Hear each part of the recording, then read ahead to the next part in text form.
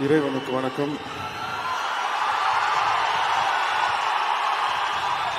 தமிழுக்கும் தமிழ் மண்ணுக்கும் வணக்கம்.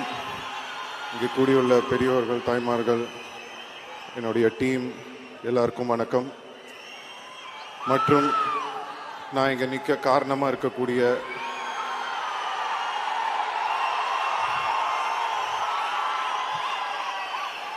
என் ரத்தமான ரசிகர்களுக்கு வணக்கம்.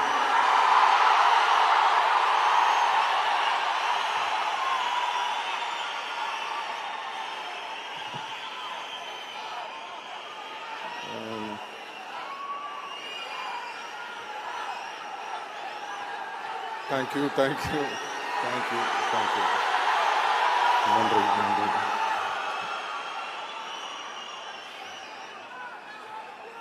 Love you, ma. Love you. Thank you. First, Madras talkies அவர்களுக்கு என்னுடைய நன்றியை தெரிவிச்சுக்கிறேன். Thank you, Shiva sir. Means a lot. And thank you, Suhasini ma'am. ரொம்ப thanks. Nithya ma'am, thank you so much. And Raj Kamal, Mahendran sir, thank you for this film.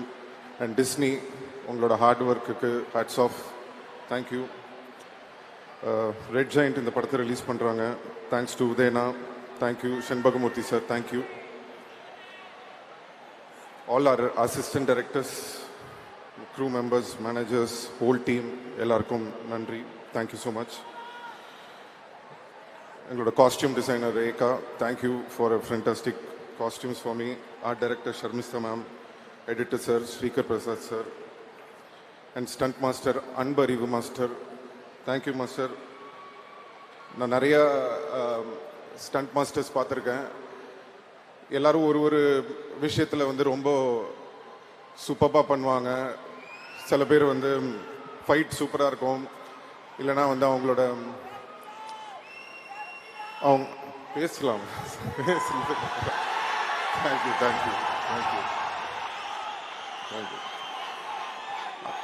அந்த மாதிரி thank you.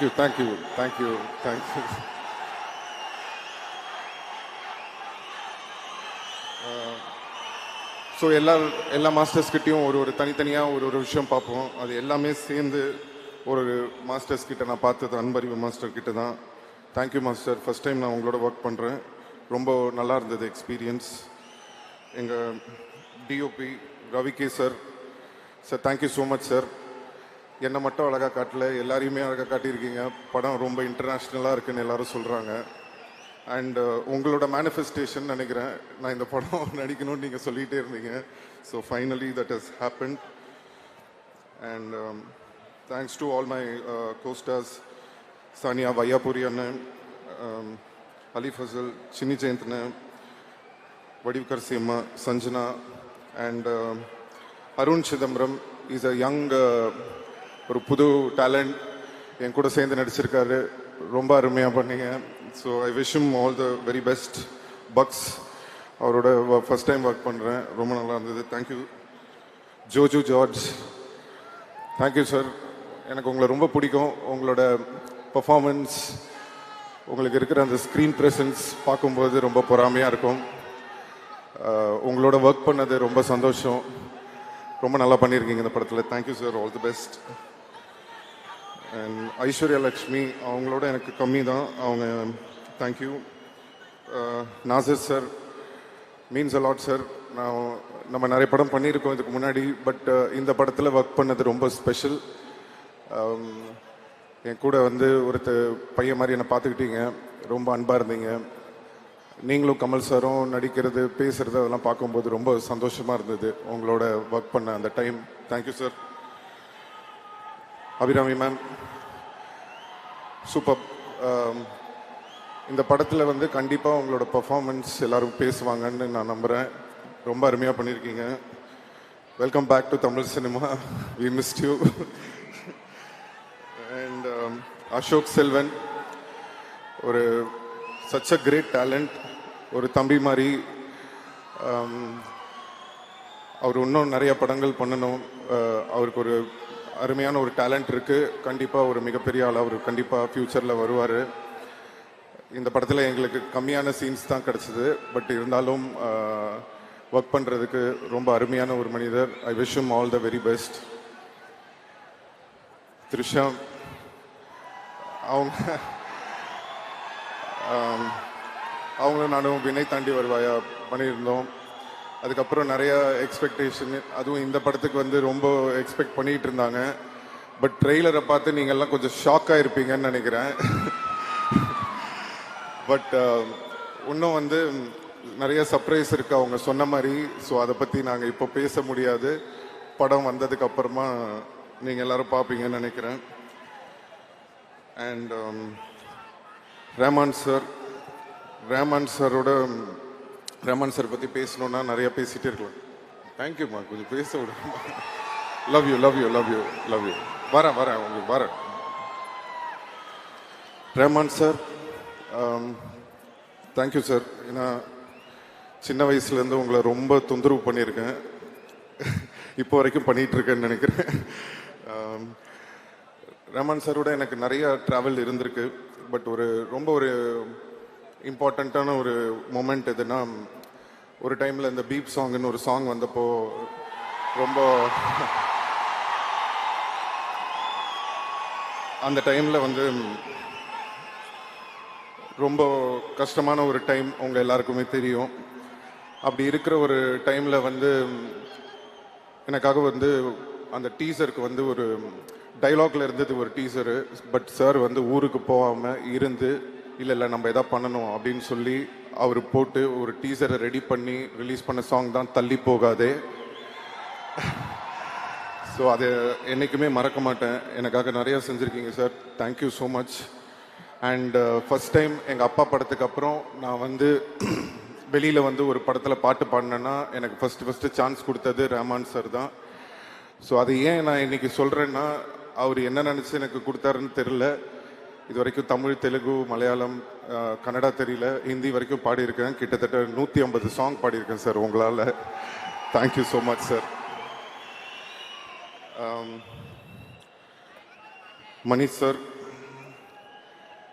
மணி சாரை பற்றி சொல்லணுன்னா, அவங்க யாருக்கும் தெரியாத ஒரு விஷயம் இருக்குது. அது என்னென்னா, அஞ்சலின்னு ஒரு படம் எடுத்தார் மணி சார். அந்த அஞ்சலி படத்தில் வந்து ஒரு படம் ஃபுல்லாகவே சின்ன பசங்களாம் நடிச்சிருப்பாங்க. அப்போ வந்து அந்த அஞ்சலி பாப்பாவோட பிரதராக வந்து ஒரு சின்ன பையன், தெலுங்கு ஆக்டர் அவர் வந்து சார் வந்து மணி சார் வந்து காஸ்ட் பண்ணியிருப்பார். அப்போ நான் அந்த படம் பார்த்துட்டு ஓன்னு அழுவ ஆரம்பிச்சிட்டேன் வீட்டில் எங்கள் அப்பா கிட்ட. ஏன் என்னை மணி சார் இந்த படத்துக்கு கூப்பிடல, நானும் இதே வயசு தானே, நான் இங்கே தானே நடிச்சிட்ருக்கேன், ஏன் அவர் என்னை கூப்பிடல அப்படின்னு சொன்னேன். இல்லைப்பா, அது படத்துக்கு ஏற்ற மாதிரி இருந்திருக்கும், மேபி வேறு ஏதாவது ரீசன் இருந்திருக்கும் அப்படின்னு சொல்லி நான் சின்ன பையன்றதுனால என்னை ஆறுதல் படுத்தினாங்க. அப்போ நான் நினச்சேன், சரி இவர் நம்மளை கூப்பிடவே மாட்டார் போல் இருக்கு, இவருக்கும் நம்மளுக்கும் செட்டே ஆகாது அப்படின்னு நினச்சிட்டு இருந்தேன். ஏன்னா நான் வளர்ந்ததுக்கப்புறம் நடித்த படங்கள்லாம் உங்களுக்கு தெரியும், எல்லாம் மசாலா படம் தான் நம்ம பண்ணது பூராவே. ஸோ அப்படி இருக்கிற ஒரு டைமில் வந்து உங்கள் எல்லாருக்குமே தெரியும், என் மேலே இந்த ரெட் கார்டெலாம் போடுற மாதிரி ஒரு சிச்சுவேஷன் வந்தது. அந்த ஒரு டைமில் வந்து நிறைய ப்ரொடியூசர்ஸ் எல்லாருமே பயந்தாங்க, இவரை வச்சு படம் பண்ணணுமா, எதுக்கு, தேவையா, ஏதாவது பிரச்சனை வந்துட போகுது அப்படின்னு. அந்த நேரத்தில் படம் இல்லை, டைரக்டர்ஸ் யாருமே என்கிட்ட வரல. அப்போது ஒரு ஃபோன் கால் வருது மெட்ராஸ் டாக்கீஸ்லேருந்து, இந்த மாதிரி மணி சார் உங்களை மீட் பண்ணணும்னு சொல்கிறாரு அப்படின்னு. எனக்கு வந்து உண்மையிலேயே மணி சார் தான் கூப்பிடுறாங்களா, இல்லை இவங்க ஏதாவது நம்மளை கூப்பிட்டு காமெடி பண்ணுறாங்களா அப்படின்னு சொல்லிட்டு எனக்கு ஒரு சின்ன டவுட்டாகவே இருந்தது. போனதுக்கப்புறம் மணி சாரை பார்த்துட்டு சார்கிட்ட கேட்டேன், சார் உண்மையிலேயே நீங்கள் தான் கூப்பிட்டீங்களா இல்லை இவங்களா என்னை கூப்பிட்டுட்டாங்களான்னு. இல்லை நான் தான் கூப்பிட்டேன்னு சொன்னார். எனக்கு என்னன்னா, அந்த நேரத்தில் யாருமே என்னை வச்சு படம் பண்ணுறதுக்கு எல்லாருமே பயப்படும் போது, பயப்படாமல் தைரியமாக இந்த பையனை நம்பி நம்ம இந்த படத்தில் எடுக்கலான்னு ஒரு நம்பிக்கை வச்சு என்னை கூப்பிட்டீங்களே சார், என்னைக்கும் மறக்க மாட்டேன் நான் Mani sir. Thank you so much sir. Chekka Chivantha Vaanam மட்டும் இல்லை, எல்லா படமும் ஃபர்ஸ்ட் மணி சார் வந்து என்னை கூப்பிட்டு கதை சொல்லியிருக்காரு. பொன்னியின் செல்வனுக்கும் கூப்பிட்டாரு, ஒரு சில விஷயங்களால் என்னால் பண்ண முடியல. அதுக்கப்புறம் தக் லைஃப்லையும் கூப்பிட்டு ஃபஸ்ட்டு மணி சார் கூப்பிட்டாரு. அப்போவும் என்னால் ஒரு கெட்டப் ப்ராப்ளம் இருந்ததுனால பண்ண முடியாமல் இருந்தது. பட் அகெயின் திரும்பவும் அந்த ஆப்பர்ச்சுனிட்டி வந்தது. அதுவும் சாதாரணமாக வரல. கமல் சாரோட சேர்ந்து இவ்வளோ பெரிய படத்தில் இந்த ஆப்பர்ச்சுனிட்டி வந்தது. ஸோ இறைவனுக்கு நன்றி தெரிவிச்சுக்கிறேன். அண்ட் மணி சார் வந்து எனக்கு ரொம்ப ஸ்பெஷல். என்னோட காட்ஃபாதர் மட்டும் இல்லை, எனக்கு ஒரு குரு மாதிரி. Thank you sir. இந்த ஒரு மிகப்பெரிய ஒரு ஆப்பர்ச்சுனிட்டி இந்த படத்தில் இப்படி ஒரு கேரக்டர் கொடுத்ததுக்கு நான் என்றைக்குமே மறக்க மாட்டேன். Thank you, thank you so much.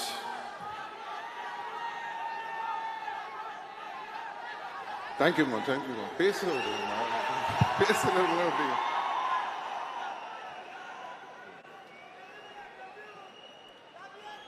Love you, love you, love you. Kamal sir, Kamal sir பற்றி பேசணுன்னா நிறைய பேசிகிட்டே இருக்கலாம். பட் என்னன்னா, அவர்கிட்ட கற்றுக்கிறதுக்கு நிறையா இருக்கும் அப்படின்னு நம்ம சொல்லும்போது ஒரு குருவாக நம்ம அவரை பார்க்குறோம். பட் கமல் சார் சொல்கிறாரு, no, I am still a student அப்படின்றாரு. ஸ்டூடெண்ட்டாக இருந்தாலும் திறமையான ஸ்டூடெண்ட் கிட்ட, ஒரு பயங்கரமான ஸ்டூடெண்ட் கிட்ட கற்றுக்கிறதுல தப்பே இல்லை சார். நீங்கள் ஸ்டூடெண்ட்டாக இருந்தாலும் நாங்கள் உங்ககிட்ட தான் கற்றுப்போம். இந்த படத்தில் வந்து ஒரு சீன் இருக்குது. மணி சார் கோச்சிக்க மாட்டாருன்னா நான் சொல்கிறேன். ஸோ என்னன்னா, நீங்கள் பார்த்துருப்பீங்க, அந்த மழையில் வந்து கொடை பிடிச்சிட்டு அந்த 16 அடி பாஞ்சா அந்த ஒரு சீன் ஷூட் பண்ணிகிட்டு இருக்கோம். அந்த சீன் ஷூட் பண்ணும்போது மணி சார் வந்து என்கிட்ட சொல்கிறாரு, இந்த மாதிரி ஒரு டைலாக் இருக்குது, இது இப்படி பேசிடுங்கன்னு. அது என்னன்னா, நான் வந்து கமல் சார் மாதிரி அவர் வாய்ஸில் அவரை இமிட்டேட் பண்ணி பேசணும். ஸோ எனக்கு என்னன்னா, சரி ஓகே, பட் கமல் சார் பக்கத்தில் இருக்காரு, அவரை வச்சுக்கிட்டு எப்படா நம்ம அவரை மாதிரி பேசுறது, இவர் வேற இப்படி சொல்கிறாருன்னு சொல்லிட்டு, சரி சார், சரி சார் சொல்லிட்டு டேக்கு போயிட்டாரு சார். போனதுக்கப்புறம் நாங்கள் நின்றுட்டுருக்கேன். ஆக்ஷன் அப்படின்னா இந்த மாதிரி அப்படின்னு டைலாக் பேசாமல் ஒரு மாதிரி மஃபில்டாக பண்ணிட்டேன். அங்கேருந்து மணி சார், ஏய் சிம்பு அப்படின்ட்டு கத்திட்டு ஓடி வர்றாரு. ஐயோ மாட்டி விட போறாரு போல் இருக்கு அப்படின்ட்டு இப்படியே யோசிச்சுட்டு இருக்கேன். கிட்ட வந்துட்டு, ஏன் பேச மாட்டேங்கிற டைலாக்ன்றாரு. சார் இல்லை சார், டப்பிங்கில் பார்த்துக்கலாம் சார், எப்படி சார் கமல் சார் முன்னாடி அவர் மாதிரி அதெல்லாம் இல்லை, நீ பேசுன்னு சொல்லி நேராக போய் கமல் சார் கிட்ட சொல்லிட்டாரு. அவர் வேற என்ன பார்க்குறாரு, சரி என்னடா அது முன்னாடி இப்படி பண்ண சொல்கிறாருன்னு. அப்புறம் கமல் சார் வந்து, நீங்கள் நம்ப மாட்டீங்க, இப்படி பண்ணுங்கன்னு அவர் எனக்கு சொல்லி கொடுத்தாரு. அதுக்கப்புறம் அந்த மாதிரி பண்ணேன். ஒரு டாஷும் நான் போடா அப்படின்னு சொல்லி அந்த டைலாக் வரும். ஸோ அதை நீங்கள் படத்தில் பார்க்கும்போது ரொம்ப என்ஜாய் பண்ணுவீங்கன்னு நினைக்கிறேன்.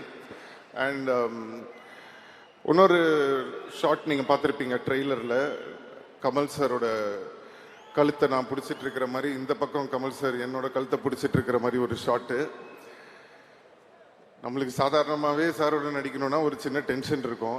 இதில் இந்த மாதிரி வேற ஒரு ஷாட் வச்சிட்டாரு மணி சார். ஸோ என்னடா பண்ணுறதுன்னு ஒன்றுமே புரியல. சரி ஓகே பண்ணி தான் ஆகணும் அப்படின்னு சொல்லிட்டு நின்றுட்டு இருக்கேன். இப்போ ஃபர்ஸ்ட் டேக் ரெடி ஆயிடுச்சு ஷாட்டுக்கு. கமல் சார் கிட்ட கேட்டு, சார் இந்த மாதிரி இப்படி பிடிப்பேன், ஓகே தானே சார்னா அவரு அதெல்லாம் ஒன்றும் பிரச்சனை இல்லை அப்படின்ட்டாரு. சரி ஓகே ரெடி அப்படின்னு சொல்லிட்டு ஆக்ஷன் அப்படின்ட்டாரு. நான் அப்படி டக்குன்னு அப்படி பிடிக்கிறேன். பிடிக்கும்போது நான் சரி அந்த ஆக்ஷன் அப்படி பண்ணிட்டு லைட்டாக அப்படி வச்சுக்கலான்னு சொல்லிட்டு அப்படி ஆக்டிங் பண்ணி அப்படி நடிக்கிறேன். உடனே Mani sir cut cut cut cut கட்ன்றார். ஐயோ என்னடா அது திருப்பி பிரச்சனை பண்ண போல இருக்கு அப்படின்னு சொல்லிட்டு கிட்ட வந்தாரு. மணி சார் சொல்றாரு, Simbu you not holding properly man, hold him அப்படின்றாரு. சார் நீங்க ஜாலியா சொல்லிட்டு போயிடுறீங்க சார், எப்படி சார் கமல் சார் கருத்தை பிடிச்சி அமுக்கிறது, விளையாடுறீங்களா சார்? இல்லை இல்லை அது ஸ்க்ரீன்ல நல்லா தெரியுது, so you have to do it அப்படின்ட்டாரு. சரி இவர் விடமாட்டார் போல் இருக்கு அப்படின்னு சொல்லிட்டு சரி ஓகே ரெண்டாவது டேக் வரும்போது திருப்பி டக்குன்னு அப்படி பிடிக்கிறேன். இப்போ என்னன்னா கொஞ்சம் எக்ஸ்ட்ராவா ஒரு பவர் கொடுத்து அப்படி லைட்டா அப்படி பிடிச்சி ஃபேஸ்லலாம் இப்படி கொஞ்சம்லாம் பண்றேன் அப்படி எக்ஸ்ட்ரா. சரி பார்த்துட்டு விட்டுருவாரு அப்படின்னு சொல்லிட்டு அப்பவும் விட மாட்டேங்கிறாரு. கட் கட் கட் கட் கட்டுன்றாரு. என்னடா இது திருப்பி கட் கட் கட்டுன்றாரே, என்ன இதுன்னு சொல்லிட்டு ஒண்ணுமே புரியல. சரி ஓகே இந்த வாட்டி எனக்கு தெரிஞ்சு போச்சு, இதுக்கு மேல நம்ம வந்து கழுத்தை ஒழுங்கா பிடிக்கலன்னா இவர் நம்ம கழுத்தை பிடிச்சிருவாரு. ஸோ அதனால இந்த டேக்கை பிடிச்சிருவோன்னு சொல்லிட்டு கமல் சார் கிட்ட கூட, சார் கொஞ்சம் அப்படி ஃபாஸ்டா பிடிப்பேன் சார், ஒன்றும் பிரச்சனை இல்லை சார் அப்படின்னா கமல் சார் பரவாயில்ல நீங்க பண்ணுங்க அப்படின்ட்டாரு. இப்போ சரி ஓகே ரெடி ஆக்ஷன் அப்படின்ட்டாரு. டப்புன்னு பிடிச்சி அப்படிலாம் பண்ணி அப்படி கை அப்படி பிடிச்சிட்டு இருக்கேன். இப்போ என்னன்னா திடீர்னு கமல் சார் பயங்கரமா ரியாக்ஷன் கொடுக்குறாரு. என்னடா இது, ஒருவேளை நம்ம உண்மையிலே அமுக்கிட்டோமா, அதனாலதான் சார் இப்படி ரியாக்ட் பண்றாரா இல்ல உண்மையிலே பர்ஃபார்மன்ஸ் தான் பண்றாரான்னு எனக்கு புரியல. அவர் ஒண்ணே இப்படி ஏதோ ஒன்று பண்றாரு. எனக்கா ஐயோ இப்போ விட்டோம்னா மணி சார் திருப்பி ஒன் மோர் கேட்பாரு. உண்மையிலே அமுக்கணும்னா கமல் சார் கோச்சுப்பாரு. என்னடா பண்றதுன்னு 1 செகண்ட் ஒண்ணுமே புரியல. அதுக்கப்புறம் அப்படியே கொஞ்சம் லைட்டா அப்படி இது பண்ணி முடிச்சதுக்கு அப்புறமா அந்த சீன் ரொம்ப நல்லா வந்தது. சாரி கமல் சார், கொஞ்சம் உங்களை அப்படி பிடிச்சிட்டேன்னு நினைக்கிறேன். மன்னிச்சிருங்க, எல்லா காரணமும் மணி சார் தான். So love you. And Kamal சாரோட ஒர்க் பண்ண இந்த ஜேர்னி ஒரு அருமையான ஜேர்னி. நிறைய கற்றுக்க முடிஞ்சது. பொதுவாக வந்து நான் படங்கள் ஷூட்டிங் போகும்போது புது ஆக்டர்ஸ் இல்லை புதுசான யாராவது வந்திருக்காங்க அப்படின்னா அவங்க வந்து நம்ம கூட டான்ஸ் ஆடும்போதோ இல்லை பெர்ஃபார்ம் பண்ணும்போதோ ஒரு விஷயம் சொல்லுவாங்க. உங்களோட பெர்ஃபார்ம் பண்ணும்போது கொஞ்சம் பயமாக இருக்குது அப்படின்ற மாதிரி, கொஞ்சம் நர்வஸாக இருக்குது அப்படின்ற மாதிரிலாம் சொல்லுவாங்க. அப்போ நான் நினைப்பேன், ஒரு வேளை சும்மா நம்மளுக்காக சொல்கிறாங்க போல் இருக்குது நர்வஸாக இருக்குது அப்படின்லாம். அப்படின்னு பார்த்தா ஃபர்ஸ்ட் டைம் நான் வந்து கமல் சாரோட போய் நடிக்கும்போது இத்தனை நாளாக அவங்க எல்லாம் என்ன சொன்னாங்கன்றது எனக்கு அப்போ தான் புரிஞ்சுது. அப்படியே நெஞ்செல்லாம் படப்படன்னு ஆயிடுச்சு. பட் அவர் அவ்வளோ அழகாக, அதெல்லாம் ஒன்றும் கவலைப்படாதீங்க, அதெல்லாம் தூக்கி ஓரம் வச்சுட்டு இந்த கேரக்டர் நீங்கள் சூப்பராக பெர்ஃபார்ம் பண்ணோம், உங்களுக்காக இவ்வளோ நல்ல ஒரு கேரக்டர் மணி சார் கொடுத்துருக்காரு, தைரியமாக பண்ணுங்கன்னு சொல்லி ஒரு தன்னம்பிக்கை கொடுத்தாரு. தன்னம்பிக்கை கொடுத்தது மட்டும் இல்லை, நீங்கள் ட்ரெய்லர் பார்த்துருப்பீங்க, அவருக்கு பக்கத்தில் ஈக்குவலாக நடிக்கக்கூடிய ஒரு ஆப்பர்ச்சுனிட்டியும் கொடுத்துருக்காரு. தேங்க்யூ கமல் சார், என்னைக்கு மறக்க மாட்டேன். Thank you so much.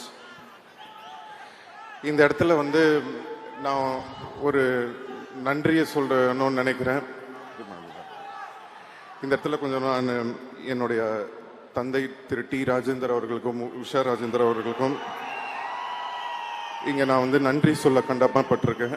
ஏன் அப்படின்னா, சின்ன வயசில் எல்லா பசங்களுக்கும் சாக்லேட் வாங்கி கொடுப்பாங்க, வெளில கூட்டு போவாங்க, படத்துக்கு கூட்டு போவாங்க, பீச்சுக்கு கூட்டு போவாங்க, விளையாட சொல்லுவாங்க, இல்லை படிக்க சொல்லுவாங்க. ஆனால் பிறந்ததுலேருந்து எனக்கு நடிக்க சொல்லி கொடுத்து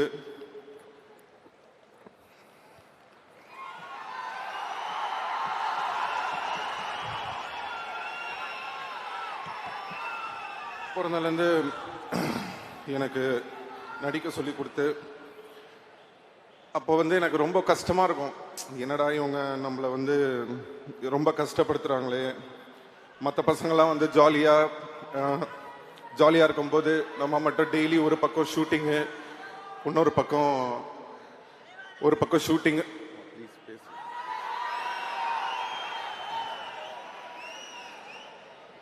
ஷூட்டிங்கு, ஒரு பக்கம் வந்து படிக்கணும்.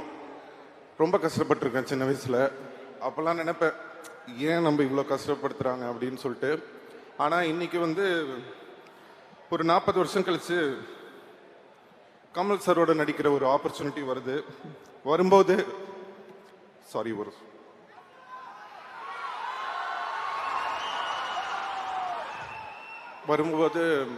எல்லாரும் சொல்றாங்க, சிம்பு வந்து சின்ன வயசுல இருந்தே ரொம்ப இந்த சினிமாவில் வந்து அவருக்கு பாட தெரியும், ஆட தெரியும் எல்லாமே சொல்லும்போது அதுக்கு எல்லாமே காரணம் என்னோட அப்பா அம்மா, அவங்க தான். தேங்க்யூ அம்மா, தேங்க்யூப்பா.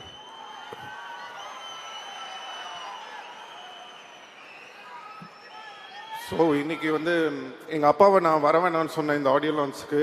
ஏன்னா அவர் எமோஷனல் ஆகிடுவார் அப்போ அப்படின்னு நினச்சிட்டு அவரை வர வேணான்னு சொன்னேன். கடைசியில் இப்போ நான் எமோஷனல் ஆகிற மாதிரி ஆயிடுச்சு. சாரி.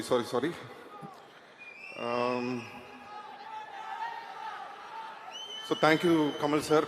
இந்த படத்தில் வந்து பார்த்தீங்கன்னா ஒரு டைலாக் இருக்குது, இனிமே இங்கே நான் தான் ரங்கராய சக்திவேல்னு. அந்த டைலாக் வந்ததுக்கு அப்புறமா சோஷியல் மீடியாவில் எல்லா இடத்துலையும் வந்து நான் ஒரு விஷயம் பார்க்குறேன். கமல் சாருக்கு அப்புறம் இவர் தான் அந்த இடத்த பிடிக்க போகிறாரு, ஸோ கமல் சார் வந்து இவருக்கு அந்த இடத்த வந்து இது பண்ணியிருக்காரு அப்படின்லாம் சொல்கிறீங்க. நான் வந்து ஒன்று சொல்லணும்னு ஆசைப்பட்றேன்.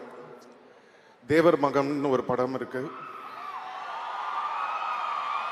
அந்த தேவர் மகன் படத்தில் வந்து சிவாஜி சாரும் கமல் சாரும் நடிச்சிருப்பாங்க. அப்போ சிவாஜி சார் கூட கமல் சார் நடிச்சதுனால it doesn't mean Sivaji sir இடத்துல போய் கமல் சார் உட்காந்துக்கிட்டாருன்னு அர்த்தம் கிடையாது. ஃபஸ்ட்டு அதை நம்ம புரிஞ்சுக்கணும். அதோட அர்த்தம் என்னன்னா, சிவாஜி கணேசன் சார் அவர் ஒரு மிகப்பெரிய லெஜண்ட். அவர் இடத்த யாராலையும் பிடிக்க முடியாது. அவருக்குன்னு ஒரு இடத்த அவர் கிரியேட் பண்ணி வச்சிட்டார். ஆனால் அதே மாதிரி கஷ்டப்பட்டு உழைச்சி நடித்து நெட்டையா குட்டையா அழகா அசிங்கமா விதமான கேரக்டர் நம்ம யோசிச்சு கூட பார்க்க முடியாத அளவுக்கு அவ்வளோ உழைப்பை போட்டு கஷ்டப்பட்டு தான் அவர் அந்த இடத்துக்கு வந்தாரே தவிர சும்மா அப்படி அவருக்கு அப்புறம் நான் அவர் உட்காரல. அதுதான் நம்ம உலகநாயகன் கமல் சார். ஸோ யாரோட இடமும் யாருக்கும் அப்படி ஈஸியாக கிடைச்சிடாது, அதுக்காக உழைக்கணும். ஸோ இந்த படத்தில் கமல் சாருக்கு என்ன பண்ணியிருக்காரு அப்படின்னு நான் அந்த டைலாக்கை நான் எப்படி பார்க்குறேன் அப்படின்னு சொன்னால், கமல் சார் ஒரு இன்டர்வியூவில் சொல்லியிருந்தாரு, இனிமே வர ஜென்ரேஷனுங்க என் மேலே ஏறி போங்க, என் ஷோல்டரில் நீங்கள் நில்லுங்க, என் ஷோல்டர்லேருந்து நான் உங்களை தூக்கி விடுறேன்னு. சார், நான் உங்களை ஒரு ஏணிப்படியாக தான் சார் பார்க்குறேன். அந்த ஏணியாக நீங்கள் இருந்து என்னை ஏறி போங்க அப்படின்ற மாதிரி தான் நான் அதை எடுத்துக்கிறேன். உங்கள் மேலே கால் வச்சு உங்களை மிதிச்சு போல சார், உங்களை மதித்து தான் சார் போகிறோம். இப்படி ஒரு பெருந்தன்மை அடுத்த தலைமுறை வரணும் அப்படின்ற அந்த பெருந்தன்மை நிறைய பேருக்கு வராது. we have a lot to learn from you sir. thank you so much sir. நான் இதை ஸ்டேஜுக்காக சொல்ல, கண்டிப்பாக இதை நான் என்றைக்குமே மறக்க மாட்டேன். அதே மாதிரி நீங்கள் எப்படி மணி சாரும் சரி நீங்களும் சரி இந்த ஒரு ஆப்பர்ச்சுனிட்டி கொடுத்து எனக்கு ஒரு இடம் கொடுத்துருக்கீங்க, உங்களோட பேரை காப்பாற்றுற மாதிரி நான் மேலும் மேலும் மேலும் உழைச்சு அதுக்கான ஒரு தகுதியான ஒரு பர்சனாக நான் ஃப்யூச்சரில் கண்டிப்பாக வருவேன்றதை உங்களுக்கு நான் இன்னைக்கு சொல்லிக்கிறேன். Thank you sir, thank you. ரசிகர்கள்,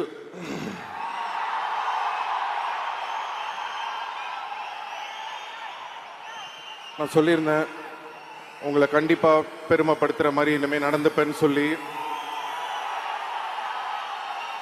அதுக்கான ஒரு ஆரம்பமாக தான் நான் இந்த படத்தை பார்க்குறேன்.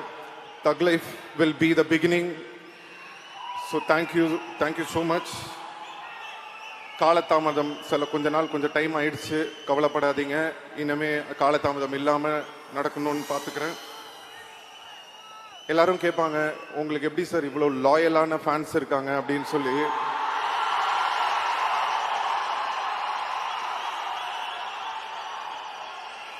நான் சொல்லுவேன்,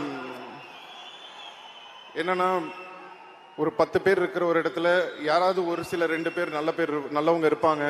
அப்படி ஒரு சில நல்லவங்க இருக்கிறதுனால தான் இந்த உலகம் இன்னைக்கும் இயங்கிக்கிட்டு இருக்கு. அந்த மாதிரி அந்த ஒரு சில நல்லவங்க என் ரசிகராகவும் இருக்கிற ஒரு ஆப்பர்ச்சுனிட்டி எனக்கு கிடைச்சது.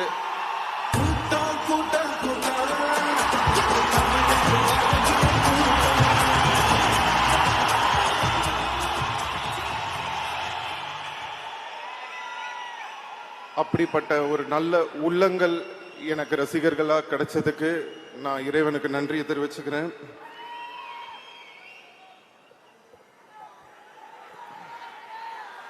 Thank you so much. அண்ட் தக் லைஃப் படத்தை பற்றி நான் பெருசாக பேச வேணான்னு நினைக்கிறேன். கண்டிப்பாக படம் பேசும். ஜூன் 5 ரிலீஸ் ஆகுது. உங்கள் எல்லாருடைய சப்போர்ட்டும் அன்பும் ஆதரவும் இருக்கும்னு நம்புகிறேன். Thank you so much. எல்லாருக்கும்